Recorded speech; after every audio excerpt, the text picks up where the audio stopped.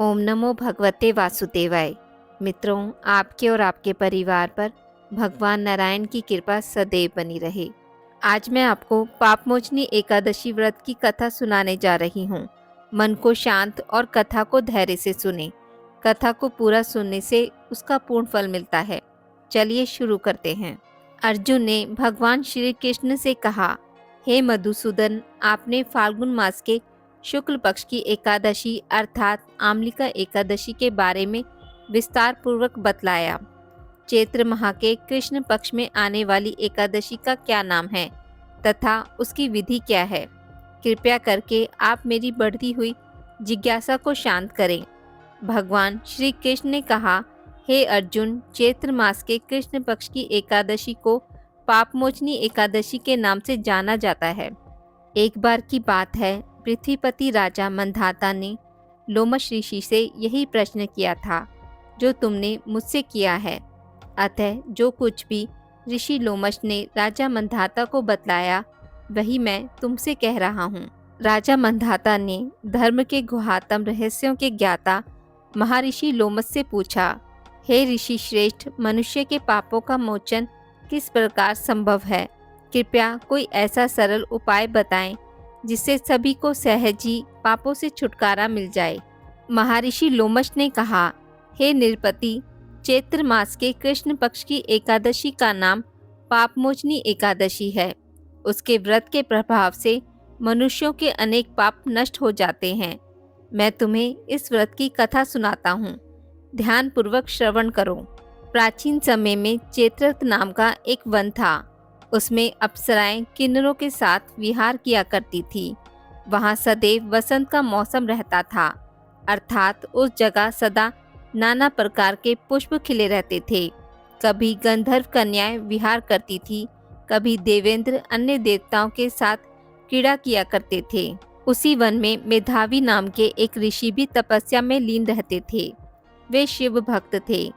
एक दिन मंजू घोषा नामक एक अप्सरा ने उनको मोहित कर उनकी निकटता का लाभ उठाने की चेष्टा की। इसलिए वह कुछ दूरी पर बैठ वीणा बजाकर मधुर स्वर में गाने लगी। उसी समय शिव भक्त महर्षि मेधावी को कामदेव भी जीतने का प्रयास करने लगे।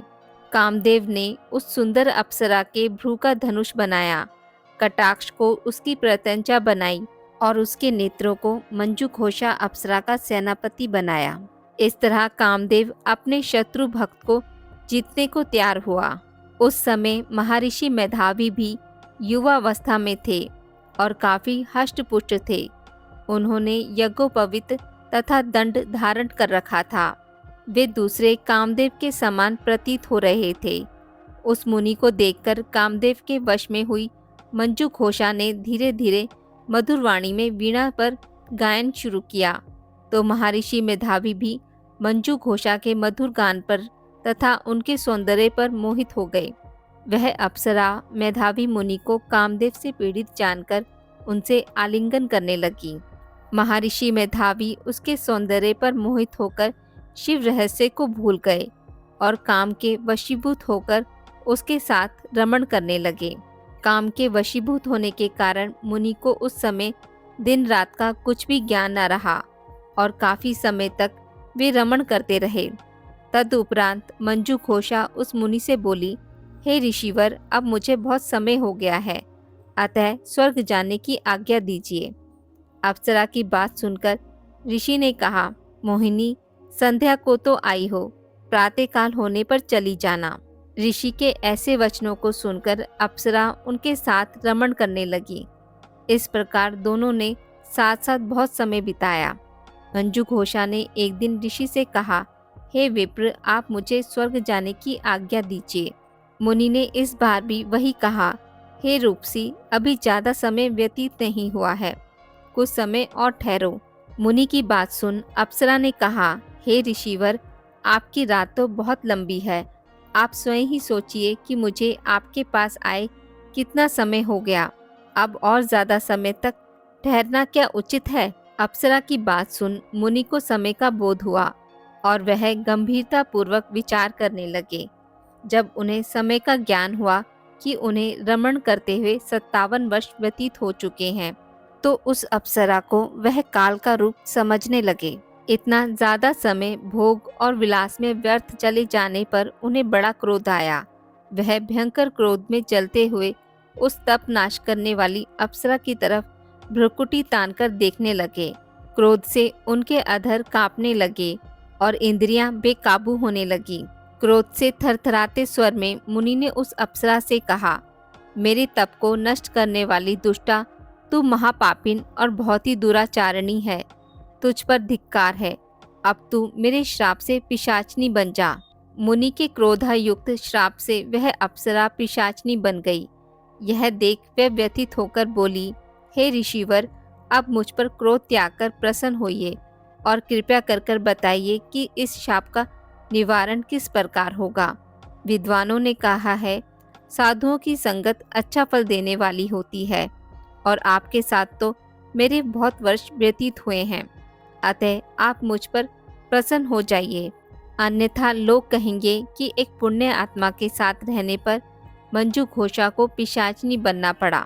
मंजू घोषा की बात सुनकर मुनि को अपने क्रोध पर अत्यंत ग्लानि हुई, साथ ही अपनी अपकीर्ति का भय भी हुआ। अतः पिशाचनी बनी मंजू घोषा से मुनि ने कहा, तूने मेरा बड़ा बुरा किया है, किंतु फिर भी मैं तुझे इस श्राप से मुक्ति का उपाय बतलाता हूँ। चैत्र मास के कृष्ण पक्ष की जो एकादशी है उसका नाम पापमोचनी है। उस एकादशी का उपवास करने से तेरी पिशाचनी योनि की देह से मुक्ति हो जाएगी। ऐसा कहकर मुनि ने उसको व्रत का विधान समझा दिया। फिर अपने पापों का प्रायश्चित करने के लिए वे अपने पिता च्यवन ऋषि के पास गए।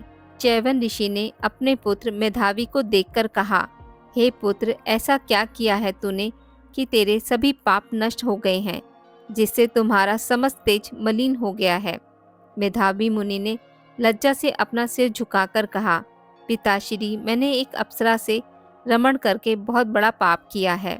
इसी पाप के कारण संभवतः मेरा सारा तेज और मेरा तप नष्ट हो गए हैं।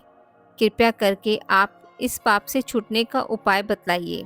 ऋषि ने कहा, हे पुत्र, तुम चैत्र मास के कृष्ण पक्ष की पापमोचनी एकादशी का विधि तथा भक्ति पूर्वक उपवास करो, इससे तुम्हारे सभी पाप नष्ट हो जाएंगे। अपने पिता च्यवन ऋषि के वचनों को सुनकर मेधावी मुनि ने पापमोचनी एकादशी का विधि पूर्वक व्रत किया। उसके प्रभाव से उनके सभी पाप नष्ट हो गए।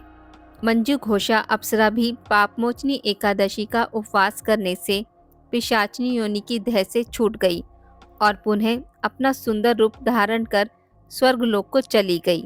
लोमश मुनि ने कहा, हे राजन, इस पापमोचनी एकादशी के प्रभाव से समस्त पाप नष्ट हो जाते हैं। इस एकादशी की कथा के श्रवण व पठन से 1000 गोदान करने का फल प्राप्त होता है। इस उपवास के करने से ब्रह्म हत्या करने वाले, स्वर्ण चुराने वाले, मदपान करने वाले, अगम्य गमन करने वाले आदि भयंकर पाप भी नष्ट हो जाते हैं और अंत में स्वर्गलोक की प्राप्ति होती है। आज की इस वीडियो में बस इतना ही। मित्रों, अगर आपको मेरी वीडियोस पसंद आती हैं तो इसे लाइक और शेयर ज़रूर करें और पूजा पाठ से जुड़ी जानकारी के लिए मेरे चैनल को सब्सक्राइब करना ना भूलें। धन्यवाद।